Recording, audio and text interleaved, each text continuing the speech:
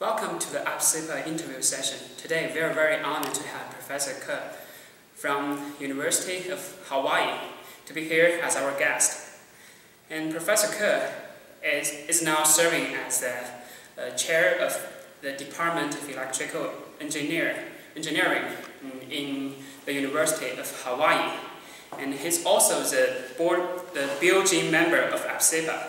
Welcome, Professor Kuh. Oh, thank you. Yeah, you're a well-known researcher in the field of machine learning, adaptive signal processing, and the sensor networks. So, what specific topics are you currently working on, and what are the challenging parts you're facing into? Okay, well, maybe I should give just a little bit of background. So, I have actually been at the University of Hawaii for over 25 years. I got my PhD at Princeton University. So, originally my research was more in like machine learning. Back then it was called more neural networks and adaptive signal processing.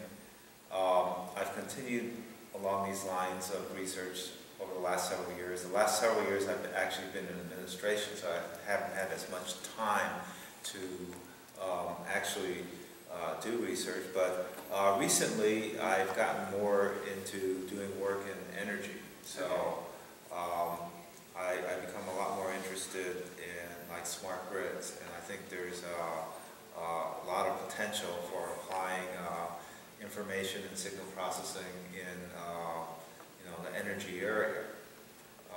Quite a bit has been done in the communications area over the last 30 years in terms of advancing communication technology, internet, and so forth, but still in the energy area there's not been a lot done. So if you look at the power grids today, they still look pretty much as they looked 50 years ago, 75 years ago, and things are just starting to transform. So actually there are quite a few researchers in APSIPA, in signal processing and information processing and communications, that are starting to look in terms of problems in energy. So there's a lot of things that can be done in this area in terms of the smart grid area. So I have some projects working with undergraduate, master's, and PhD students looking into some of the topics. So one thing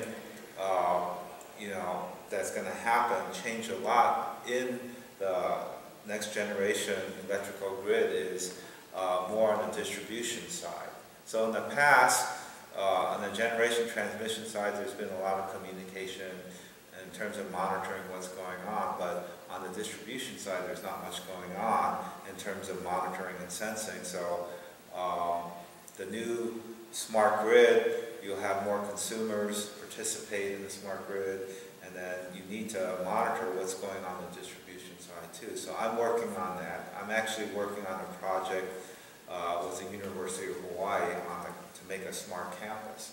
So I think there are many other universities also around the country that are also trying to make their campus more smart grid, more energy efficient, to add renewables like solar too. So we're trying to do that too in Hawaii. So I have students working on different problems, from actually deploying sensor networks on the grid to monitor weather conditions, to other students working on problems such as state estimation, distributed state estimation, to other students working on problems such as just sensor placement too. So I think it's a very interesting area, a challenging area, and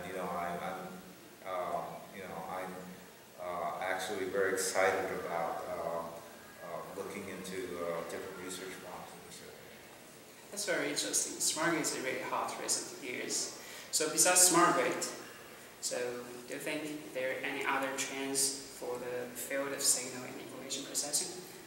I think there are tremendous opportunities in a lot of different fields, and some of these have come to light recently in terms of the whole biomedical area too. In terms of, this is not really my area, but in terms of analyzing signals, in terms of bioinformatics, there's many opportunities in this area, the whole health-related areas, in terms of using intelligently signals, information to do different things, to detect tumors, to look at genes, and I mean, there's a tremendous amount of research that people are starting to look at in this area. There are also many other areas too. Just mentioned some of them. This whole area of social networking too. This is another area where I think if we can use more signal processing in this area to help out. Other areas are, for example, security too, combining security. So there are people that have already looked on this.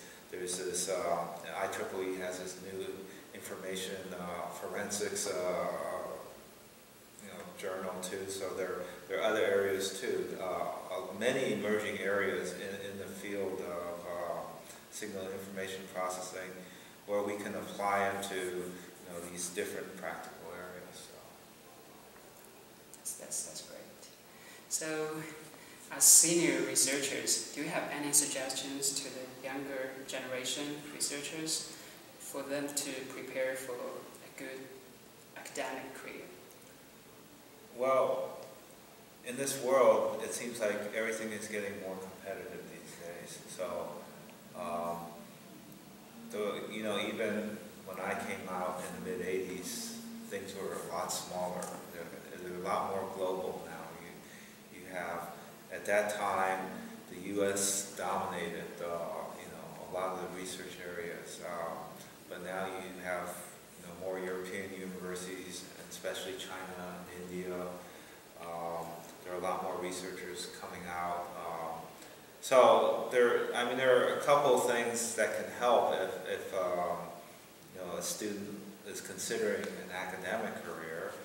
A key thing is, of course, as always, you need to work hard, and you need to be diligent about being organized about your research and so forth.